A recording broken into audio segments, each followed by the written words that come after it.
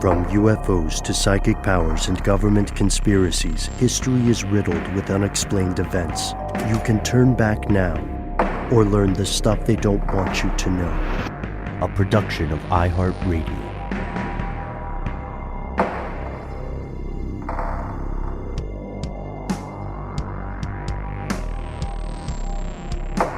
Hello, welcome back to the show. My name is Matt. My name is Noel. They call me Ben. We're joined as always with our super producer, Alexis, codename Doc Holliday Jackson. Most importantly, you are here, and that makes this the stuff they don't want you to know. Fellow conspiracy realists, longtime listeners, and newly joined listeners alike, we often say that you are the most important part of the show. That is true. And we like to spend some time once a week sharing the best part of the show, your ideas and your stories with your fellow listeners. We've got some great stuff coming up here. We're going to do something maybe a little bit different toward the end of this episode because we talked about this a little bit off air. We are on the cusp of, I don't know about you guys, but my favorite holiday. As soon as the weather starts to turn, I can hear it. You know, I can feel it, like how you can feel rain on the wind. Halloween is coming, gentlemen. When the Hackensacks start yowling. Yes. Yes. Halloween is Grinch night, baby. It's so good. It holds up. Halloween it's is so Grinch weird. Night. It's so psychedelic and weird. Mm-hmm. What do you guys think about Hocus Pocus? I'm just like watching. I don't have time to watch movies right now, but I'm just going to have horror movies on in the background as long as I've possible. actually never seen Hocus Pocus. Oh my God, do it. Do it worth now. Okay. Yeah. One of my favorite. Be right back. Zoop, zoop, zoop, zoop, zoop. That was pretty good. Yeah. I want to give everybody a spoiler alert. Do it. Yeah, do it up. If you're listening to this season of 13 Days of Halloween, it is coming back. Ben Bolin starred in the first season, and he wrote two stories for it. Two first one. This season, he's back as a writer. One episode. And there's someone... It's not a downgrade. We're just making sure everybody gets a chance to write. No. I'm just saying. But somebody from the Hocus Pocus universe will be featured in it. And the Sister Act universe. Shh. That's too much information. It's not Whoopi Goldberg.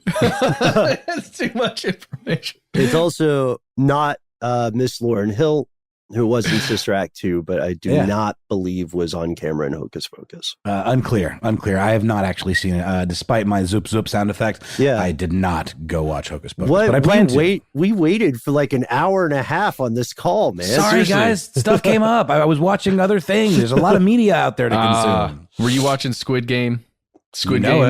I don't know what that is. It's like the best thing on Netflix right It's now. pretty You should great. watch it. Yeah, it's pretty great. Is it like squids fighting? Is it like battle bots, but with squid? Exactly. Yeah, you could say, you know.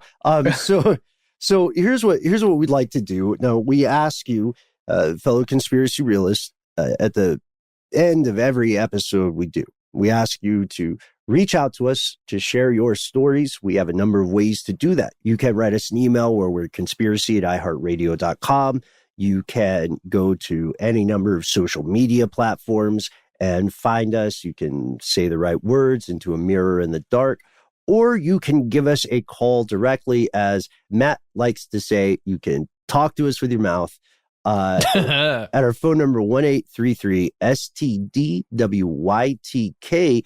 And I propose, gentlemen, that we begin the show with a voicemail today. What do you think? Love it. Let's do it. All right. And this message comes from Matt. Yes, you, Matt. Not me, Matt. You. Hey, guys. Matt, Ben, everybody. I just found out something about the Tytler Cycle. And I was wanting you guys to deep dive into that. I haven't dove into it too much, but I just learned about it. Long-time listener. Well, I guess not long time. I guess, I don't know, 3-4 years. Is that long time? I don't know. But just found out about it, and we're not in the good part of it. So if you guys would dive into that. My name's Matt, and you can use my name. That's fine. Yeah. Thanks for your show, and I listen to it daily. Well, weekly, you know. But thanks for everything you guys do, and have a good one. All right. Well, Matt, this voicemail from a fellow Matt, one of your name colleagues. It struck you, right? And it sent you off down one of our favorite things, a rabbit hole, or respecting the universe of this show, a badger burrow. Yes, it was certainly a badger burrow.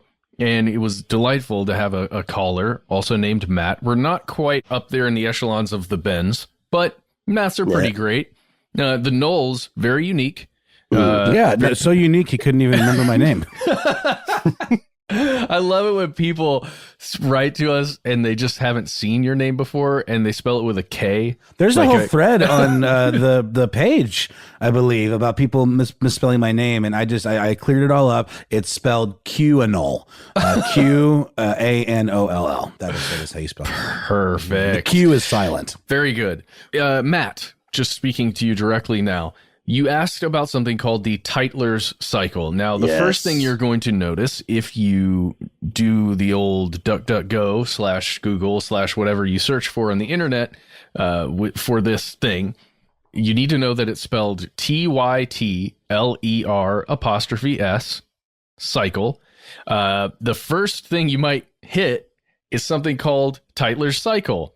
It's a Wisconsin-based motorcycle dealer.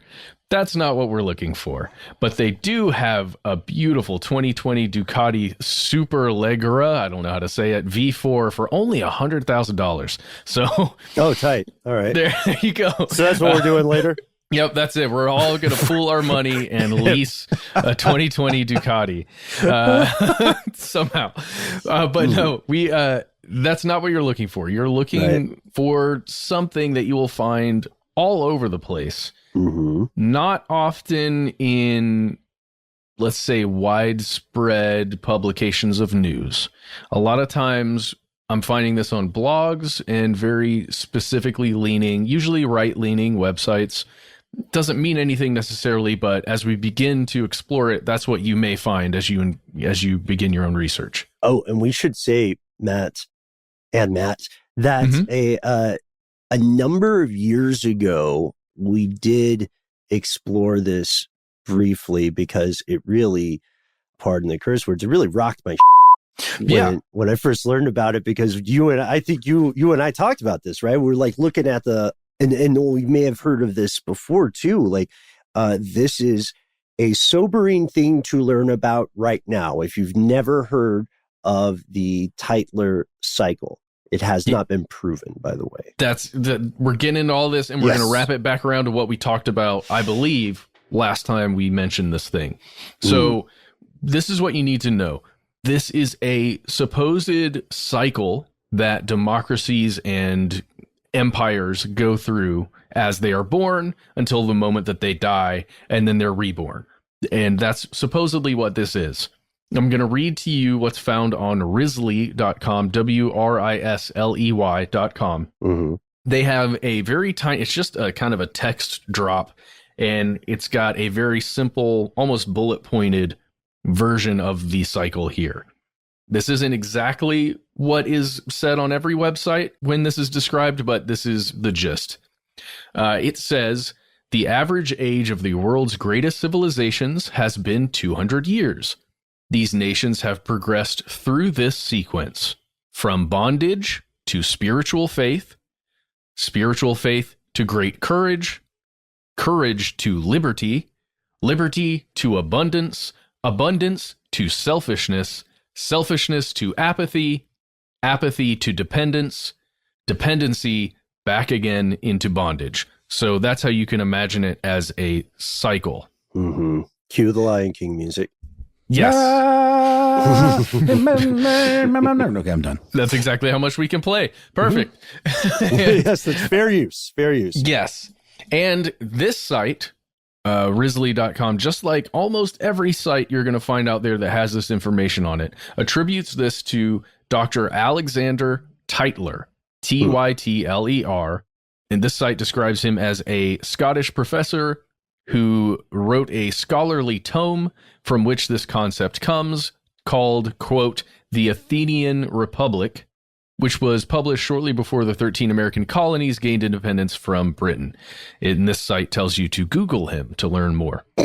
Now, the first thing we have to note, is that in everything I've looked up, and it's only been a few hours, honestly, like just to let you know in full truth here, it's only been a few hours of me digging through sources and looking for information on this.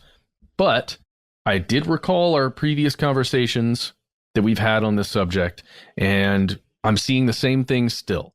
This cycle and the attribution to this person, Alexander or Alex Tytler, Lord Woodhouseley. Yes, appears to be off. There appears to be things that are off here. If you find this actual person, you can find him on Wikipedia, of all places. The name here is Alexander Fraser Tytler, Lord Woodhouseley, or Woodhouseley, however you wish to say that. Now, this person did indeed exist. This person was Scottish. They lived in, it says here on Wikipedia, if you are to trust it, 1747 to 1813. This person was a professor of history and Roman antiquities, Greek antiquities at the University of Edinburgh, according to some, actually cited sources that it has at the bottom here. This person was real. Now, whether or not this person actually wrote this thing, this publication or tome that Risley and other sites call the Athenian Republic, is in question. It seems as though perhaps this person did not write that. If you go to one of our standbys and one of these places where I always feel a little strange, I feel like they want to be the watchman watching the news and other sources online, but I feel like who's watching them? You hear me calling you out, Snopes. I like what you do. I like your mission, but sometimes I'm worried that people will go to you and then stop thinking critically about certain things. But anyway, that's fine. That's Matt. That's Matt's opinion. This Matt, not that Matt. But what they say on Snopes is that there is no record of this person, Tytler, having authored a work entitled The Fall of the Athenian Republic or The Decline and Fall of the Athenian Republic. And the material that's often quoted to him in these posts, at least according to Snopes, is attributed to other people, or should be attributed to other people, or just it was made up. Parts of it were made up. With claiming that there was an older provenance to it as as kind of a cheat code for credibility. Yeah, it's also been assigned to or attributed to Tocqueville, the French writer.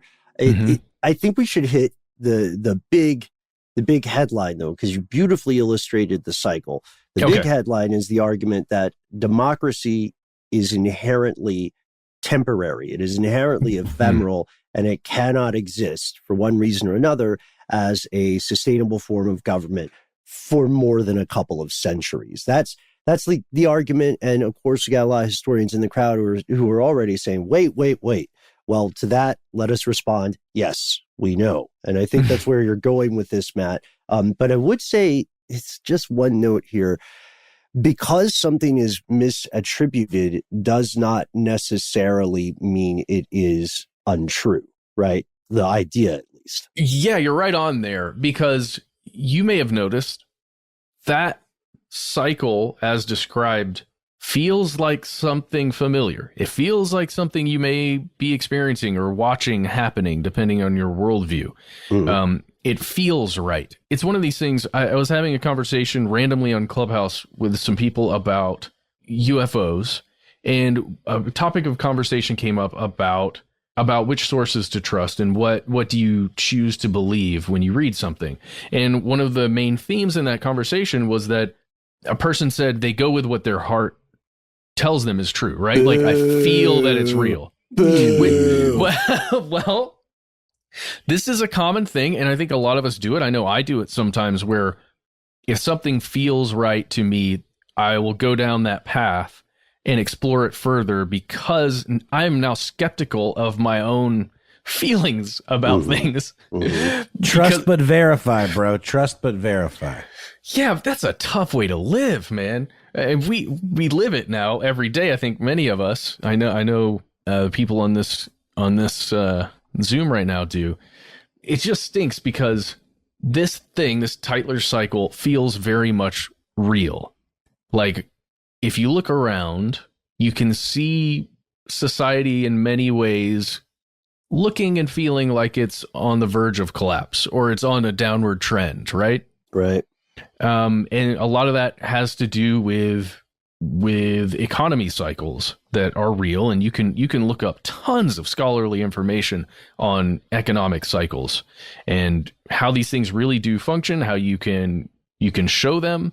When there's moments of growth, there's only one way to go, down a little bit to have more growth. A lot of this has to do with capitalism, with resources that are available, with, jobs. There's so many things that kind of go in together to make up whether or not a society and or country is on the rise or on decline. It's a really big topic.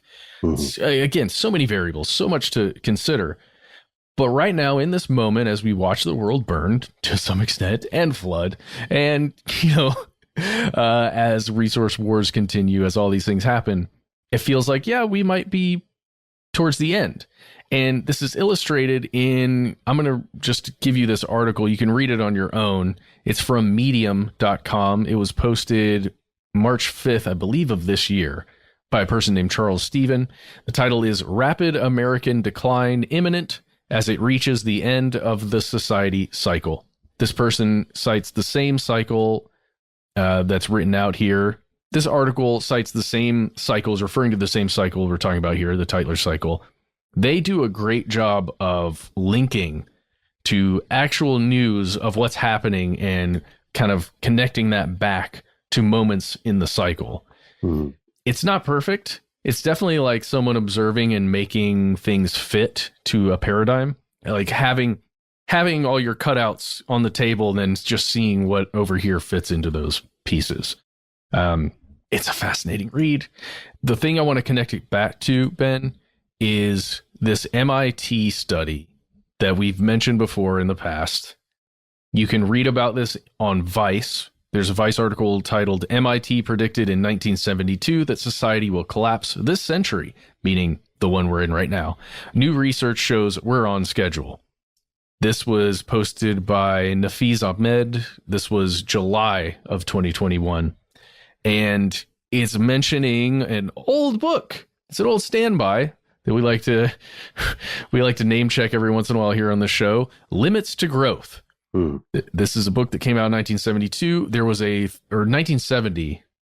It was about 1970, I want to say. And then they made a 30-year update that was published in 2004. And both of these things are looking at economic growth, resource usage, population growth, all of these statistics that we mentioned here that go into measuring a society, a civilization, a species even, in fact, our species, and how well we're doing and how much longer we have in this kind of happy zone of people still have jobs sometimes.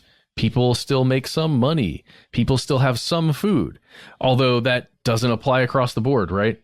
This is really it's almost an American or Western-centric view. Oh, very much so. Yeah. So this is, as you said, Matt, this is a huge topic. And with so many variables at play, it's important to note that people can either consciously or unconsciously tend to prioritize the variables that, when included, will most closely reflect their own inherent assumptions or worldview. And that's something everybody does, as you pointed out earlier. The interesting thing, though, is that when we're talking about the decline of any human civilization, it's very rare for that decline to be something that we would consider rapid on an individual level. Worlds tend to go out with not a bang, but with a whimper, from the ancient days of early humanity to maybe the modern day. There's not a switch that someone flips that makes civilization non-viable. But also, I think it's a good time to reassess the Tytler Cycle. Whomever actually came up with the idea, and maybe we can do another episode on it, because what's changed and what the original authors, purported or real, didn't predict was global communication systems and how those would affect the cycle, whether they mitigate it or exacerbate it. And the money's still out on what that effect will be. So I'm I'm massively interested in this. As we talked before, off and on air, I had some dealings with folks that were attempting to build programs to predict the future. And I don't know how close they got. I really don't. Sometimes it bugs me, but they this kind of simulation theory and this kind of application can give progress toward proving, revising, or disproving this cycle, this claimed cycle. And I love that you pointed out that there are some generalities in here that need to be addressed. Most modern interpretations, correct me if I'm wrong, most modern interpretations point to the skyrocketing rise in inequality, correct? Like that's what they say, like that's the modern version of what's happening. And look at what happened with France and blah, blah, blah. Yeah, inequality is a major factor in most of the places I've found. I think it is the Times Standard as well as commonsensegovernment.com. A lot of them point to that. But it's everything though. It's also just overproduction, resources that are falling short, like a lot of the rare earth elements that are falling short of what we, need them to be in order to continue growth.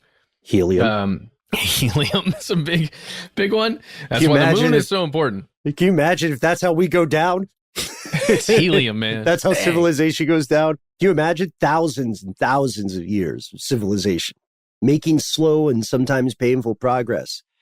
And it's the helium. It's the goddamn helium. That is such a bummer. Yeah, so there's a lot more to learn about this. I'd love to explore it further with you guys. Thank you, Matt, for sharing that with us. I hope this was helpful in some way. For now, we'll take a quick break, hear a word from our sponsor, and we'll be back with more messages from you. Not Matt. You already had yours, Matt. It'll be somebody else. Start the Tytler. It's a constant cycle. There's no revival. Buy our motorcycles. We're in Wisconsin, and we're Tytler Cycles. Genius. I'm leaving that in. Yes, please.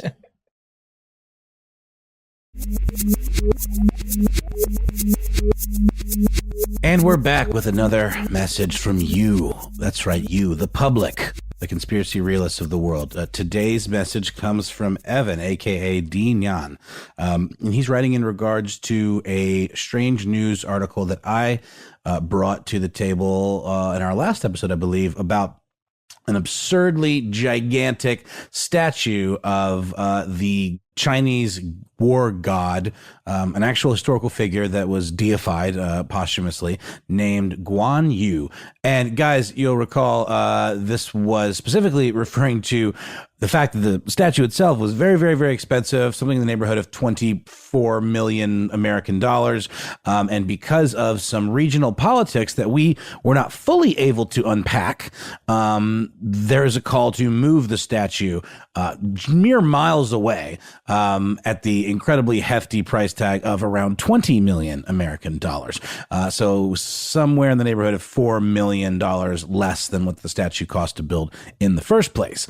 And Evan had some really interesting insight around why this would be such a priority that this money would be spent in this way when the Chinese government criticized the statue in the first place for being a waste of money.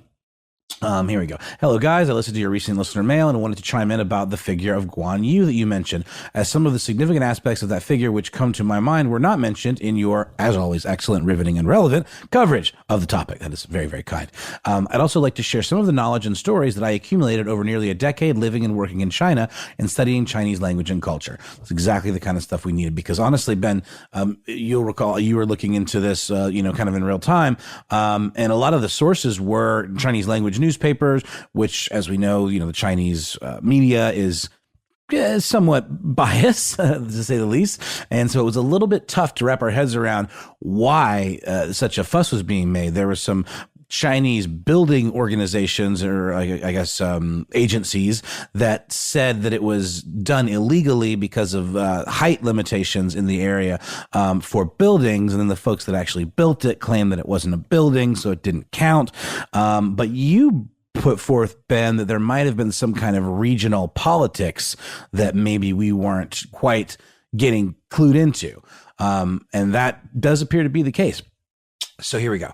Guan Yu may be controversial now because he is a figure bound up in regionalism, as he came to prominence during the Warring States period of the collapse of the Han Dynasty. He served a state that was mostly based in central and southern China against northern powers of Wei and Yuan states. You can see this today in travels throughout China. In certain regions, mostly the south, including Hong Kong, you will see small shrines or altars with red candle-shaped lights and statuary of Guan Yu, whereas these altars are extremely uncommon in northern China, where I used to live. If a home or business does have this kind of altar, it usually wouldn't contain Guan Yu statuary. If you see Chinese-owned or Chinese diaspora, Cambodian Chinese, Lao Chinese, etc., also have these. Businesses operating in your area, which have these shrines, I used to see many in Hong Kong, immigrant-dominated areas of San Francisco, you can have a pretty good guess that they are not northerners. Moreover, he is most associated with the bonds that he formed with two other famous warrior statesman figures, Liu Bai and Shang Fei, in that they pledged a bond of brotherhood, agreed to support each other in battle and politics, and also pledged to die on the same day. This kind of bond, plus Guan Yu's martial associations, make him a popular figure not only with law enforcement, as we did mention in the episode, but also, ironically, with organized crime, or any group which is meant to operate on interpersonal loyalty and even vaguely martial brotherhood. Ben, you brought that up too. Very, very sharp that this was a possibility. There is a kind of iconography that if his famous weapon is depicted held in one hand, it signifies his righteous aspect, police, or if in the other hand, it signifies the other aspect, mafia, although I think this is likely more of a movie trope.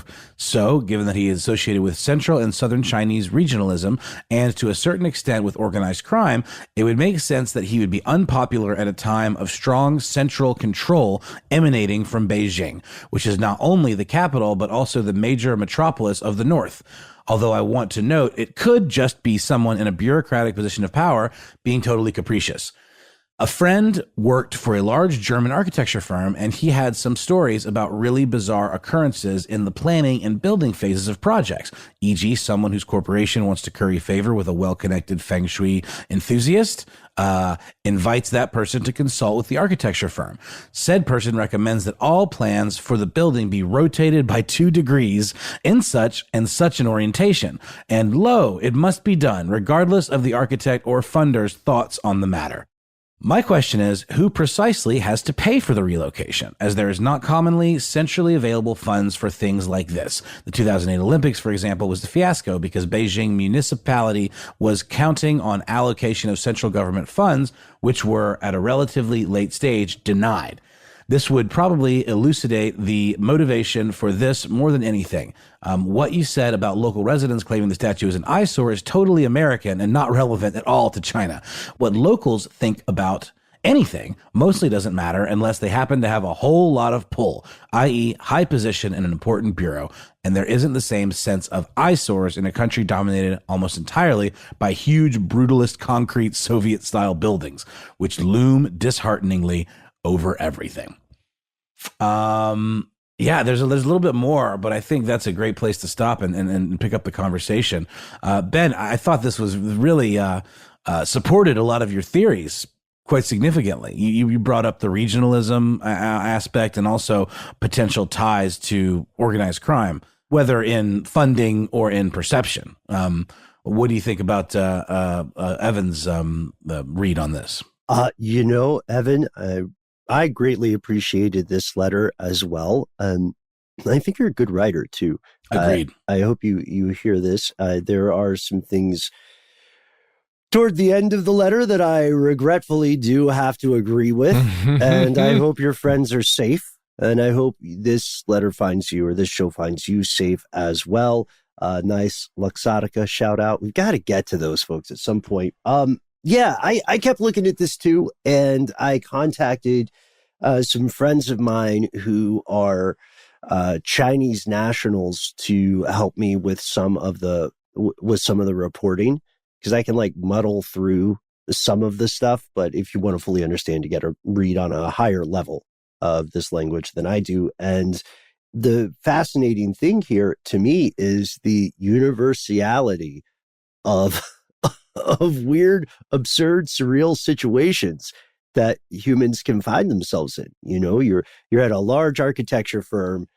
This happens, by the way, not just with large statues, but this happens with almost any large mission, large multiple human endeavor. Like if you've ever worked production on a film, you've seen producers just arbitrarily change some stuff because it was a great day for them, it was a bad day for them, or their 9-year-old was like, Dad, I love sharks. Right. And that's how Sharknado literally was created. Yeah.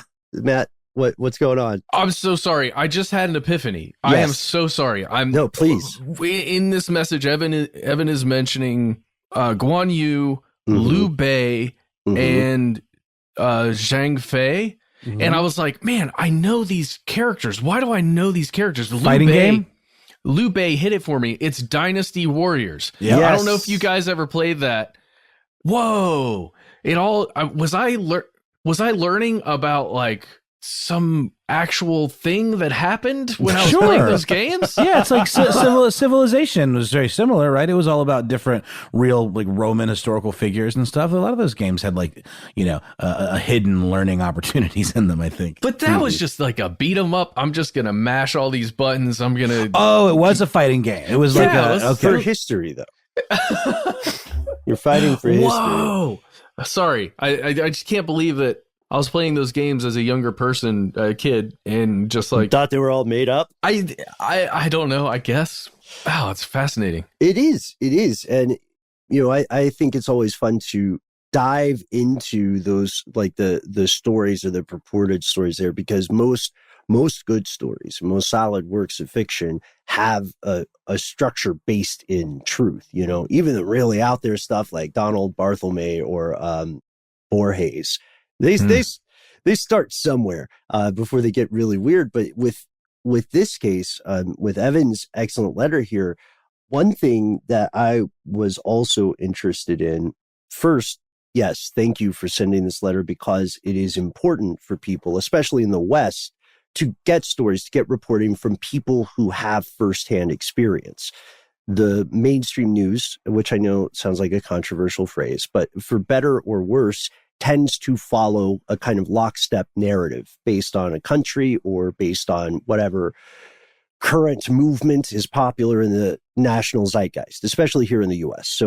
So one thing that might surprise people is that organized crime in China, which you mentioned, Evan, organized crime in China works a little bit differently than the organized crime you might think of here in the States with stuff like Capone and The Godfather and, The Sopranos. There it is. Sure. There it is. Okay. Like, is it less family oriented and more like syndicate kind of oriented? Yeah, it's a good question. I mean, in both cases, they're definitely organizations and they're doing crime. But in China, we're talking about what are called the triads, TRIAD.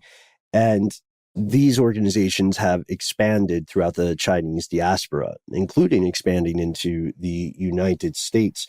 It's interesting because there are distinct aspects by region, and from what I understand, they function a lot like secret societies, like real life secret societies. Well, the triad that you're talking about, I mean, it has ancient roots. Like, I mean, it dates back to the, I believe, 17th century, where it was, you know, one of three of the most prominent secret societies. And it was established in Macau, Hong Kong, Taiwan, and China. So it already had kind of like international branches, but it continues to this day. Mm-hmm. And so kind of the same way that maybe in the West, stories about the Yakuza might confuse people. You know, when you hear like, oh, these guys that are Japanese mobsters are out giving away Halloween candy, or they're helping earthquake victims. They're doing things that we wouldn't associate maybe with criminal acts. So I would say that I can completely see corruption as part of this. I can also, I don't know, the things that would lead to the statue actually being moved, like Evan pointed out, they're kind of hard to discern unless you're on the inside. To be very clear, no one on this show, at least at this point, is saying that a triad was involved. Just saying they're around. That's all I'm saying. I'm saying they're around. I think to your point, Ben, and to Evan's point, it would certainly take someone with a whole lot of pull to make a move like this happen. You know what I mean? Since it's not truly, it seems like the line, about historic preservation or about it ruining the vibe of the area in some way. According to Evan, who lived there long enough, I think, to know, feels like that's not as much of a mover, especially since, people saw it when it was getting built. They don't build a statue like that in a day. It seems like some kind of power player, whether in an agency or perhaps with organized crime. No, but the organized crime people would like it, right? Isn't that the deal? So, yeah, this is the last big point I have from this. And I think Evan articulated this very well. So you have to remember, whenever you hear people talking about a country like Afghanistan, or even talking about a country like Greece or something like that, from the American perspective, from the international perspective, the U.S. is very much a child with dangerous toys. It's been around a little more than 200 years. And if you're talking about something like the Middle Kingdom, the predecessors of modern China literally date back into mythology. And we talked about that on the show.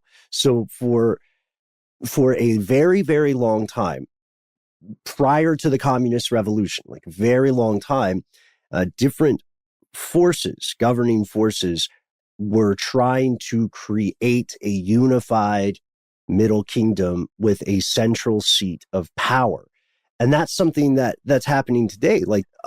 Put the economic ideology and all that stuff, which is important, to the side for a second, and realize there is a reason that the government of China spends so much time and blood and treasure trying to create a more, what they would say, unified or harmonious society. So maybe, to Evan's point, maybe this regionalism is something that is seen as a possible long-term threat to the status quo.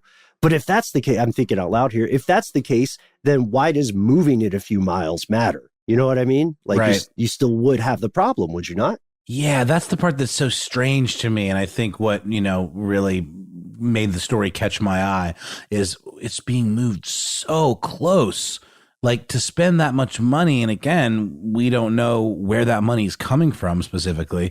I would say some pretty powerful forces would have to be at play. And it almost feels like a flex, to say, we're just going to move it on down the road at the bill of, $20 million. I don't know, Matt, what do you think?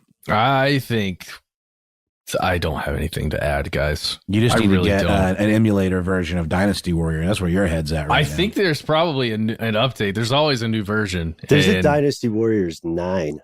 Oh, then there's Samurai Warriors now. Mm-hmm. I know there are a couple other different ones like that. I just need to look in Warriors 3. Yep.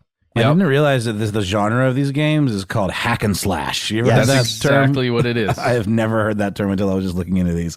Ninja Gaiden is considered a hack and slash game. There are literally hundreds of thousands of enemies, and you do the same thing to all of them. That's over what and over. I love. Yeah, so it's like a brawler. Is it a side scroll kind of brawler type, you Double got Dragon? A third person elevated view.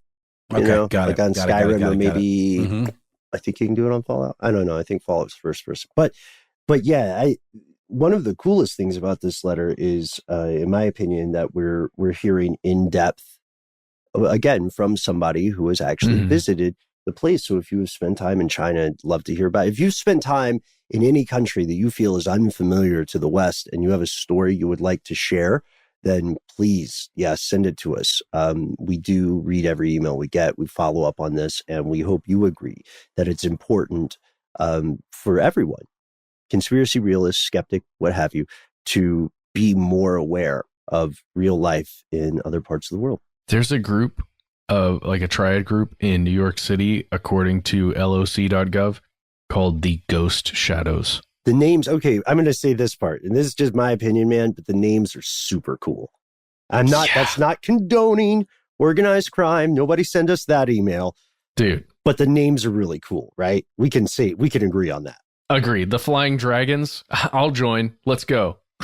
I know. And then other people in the West, you got stuff where it's like, oh, we're the Burn Bum Boys or whatever. And it's like, try harder, you know? I made up Burn Bum Boys.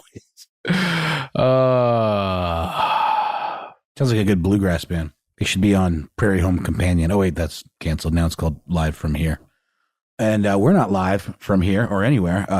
We are a podcast, of course. So that means we have to have an ad break. We're going to do that now. We'll be back with more listener mail.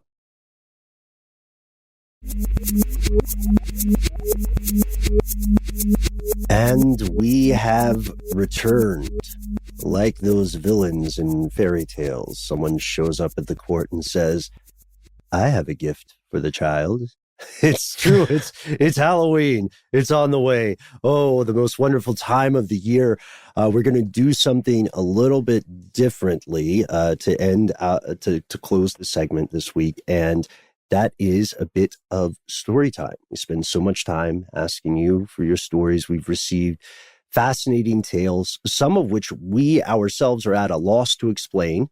Right? Stories of seeing strange things in the woods or strange things in the sky.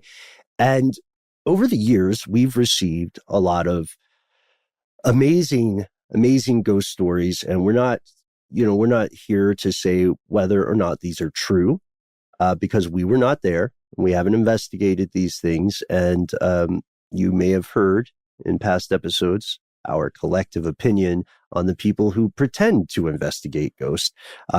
So with that being said, I thought, Matt, Noel, Doc, if you all are okay with it, that we could just share a couple spooky stories from our listeners. I love it. Hell yes. All right, here we go.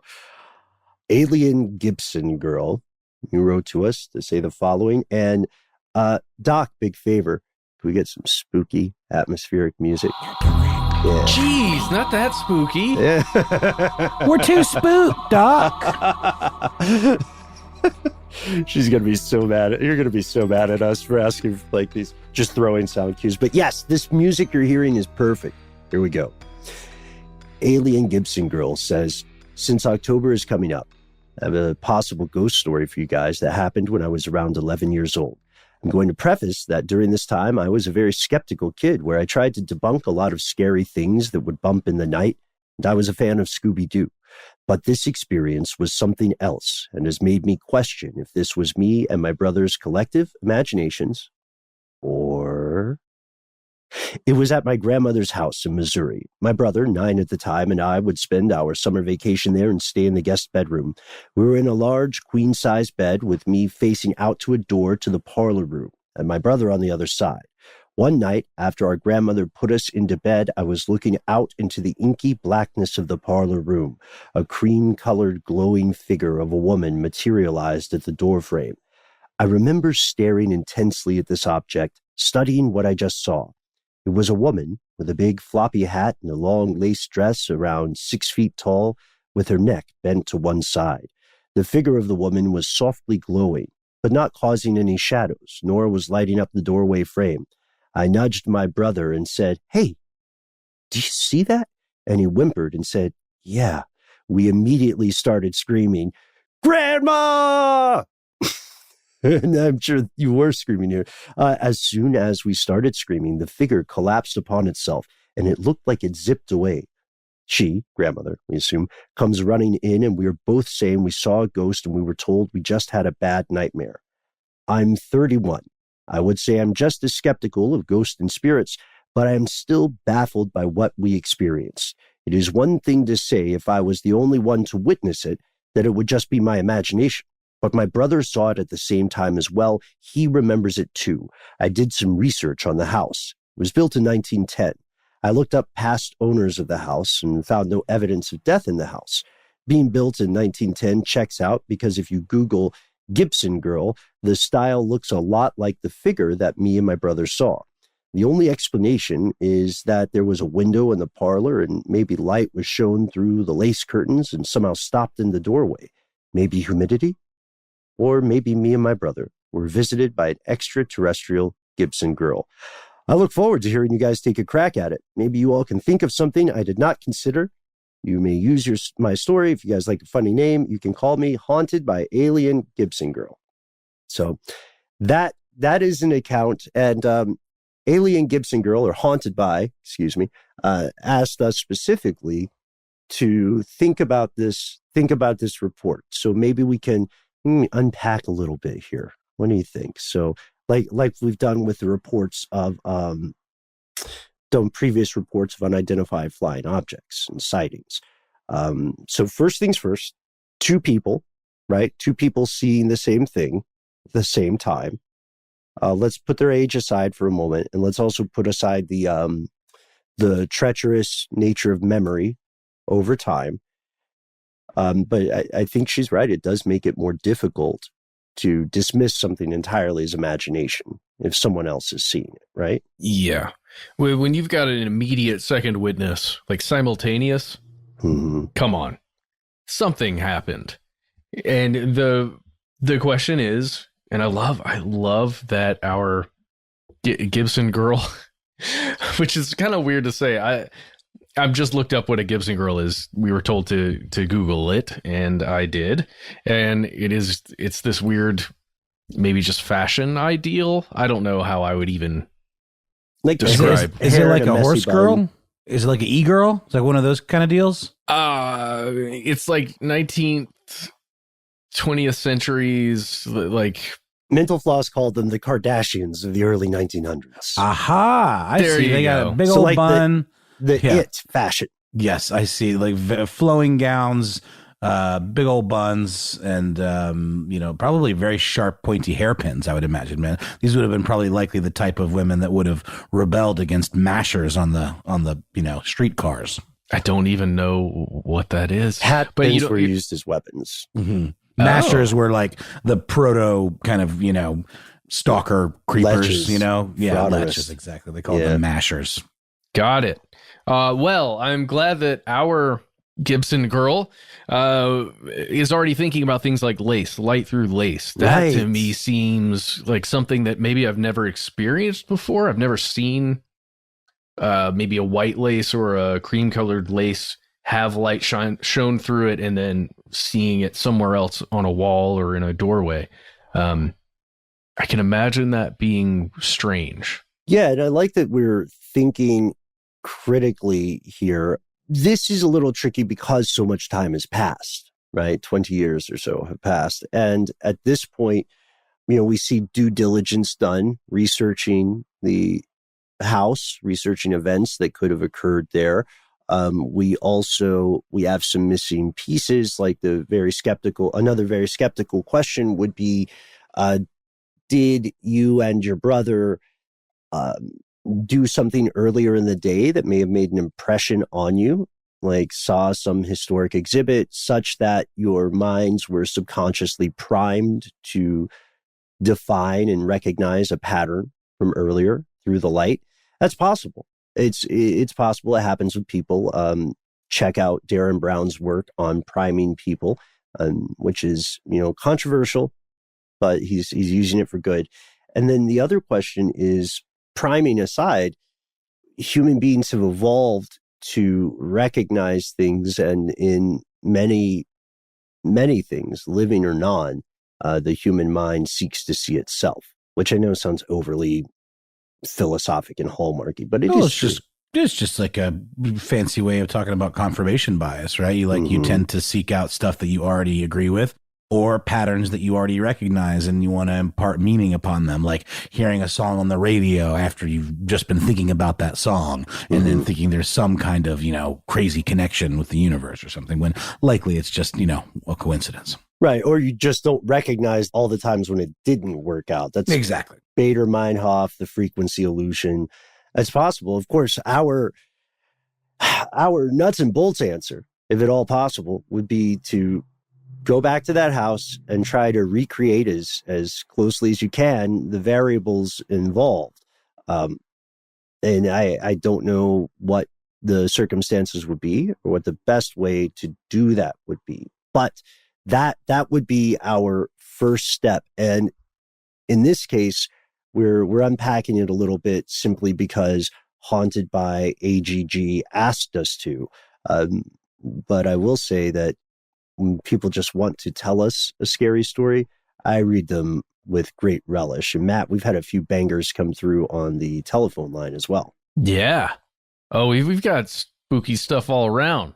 Bangers left and right. Mashers, crashers. I don't know what else. Haberdashers. And of course, flashers. And of course, they always come in at the end. It is a weird thing to happen to your, like, through your ears, but it's all good. So this is going to be a shorter third act for us. It's just kind of kicking off the Halloween season. But if you are interested, fellow conspiracy realist, and Matt, Noel, Doc, if you all are interested as well, I think it could be fun to share some of these stories in the lead up to Halloween. Maybe it's just something we read toward the end. Maybe we do an episode once we get enough spooky stories from a fellow conspiracy realist. Maybe we do an episode where we three are just sharing those stories, you know? Totally. That would be a lot of fun. We'll gather around the campfire. It's dark outside. Yes. So please send us your ghost stories. Ones that you're happy to have us read aloud, because that's what we'll do. Mm-hmm. Or call us and leave your ghost story over voicemail. I hereby make it my mission to get through the 99 voicemails that still sit in front of me since September 1st. We will get there. You got 99 problems, and a voicemail is 99 All of them. Yeah, I can, it's going to be tough for me to get in there, but I can maybe do it mid-October. You are not allowed to, Mr. No, Bolin. sir. You're working on a secret project that everyone will find out about. I literally have a calendar block on one day that says stdwytk voicemails, and something inevitably always comes up, and I have to use that time. But I'm going to commit to pitching in with the voicemail tagging as well. Ben, you think nothing of it. Matt, I got your back. Bangarang, I suppose. Oh, Rufio. Mm-hmm. All right. Oh, that guy was at Atlanta Comic-Con signing autographs. The line was very short. I felt kind of bad for him, but I really like that character. People just don't appreciate art is what it is. They don't. But with that, when you do give us a call at our number, 1-833-STDWYTK, you'll have 3 minutes. They're yours. And we would love to hear your story. If you have a story that needs more than 3 minutes, don't feel like you have to keep calling the same number. You can write it out in full, just the way Haunted by AGG did. You can attach links, any photographs if you've got them, or, if you have a longer audio file and you just want to record the full tale and then send it to us via email, that's great too. As always, we cannot wait to hear from you. We're gearing up for the most wonderful time of the year, Halloween. And if you want to be part of our month-ish long celebration, we'd love you to join the crew. All you have to do is send us a good old-fashioned email where we are. Conspiracy@iHeartRadio.com. Who's got a spooky laugh? Oh, no, that's...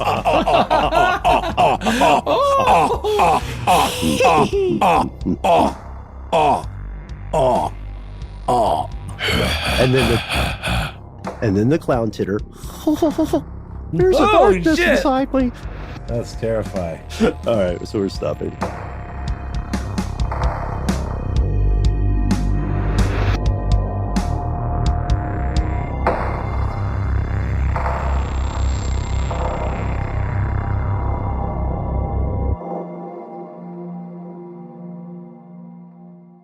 Stuff They Don't Want You to Know is a production of iHeartRadio. For more podcasts from iHeartRadio, visit the iHeartRadio app, Apple Podcasts, or wherever you listen to your favorite shows.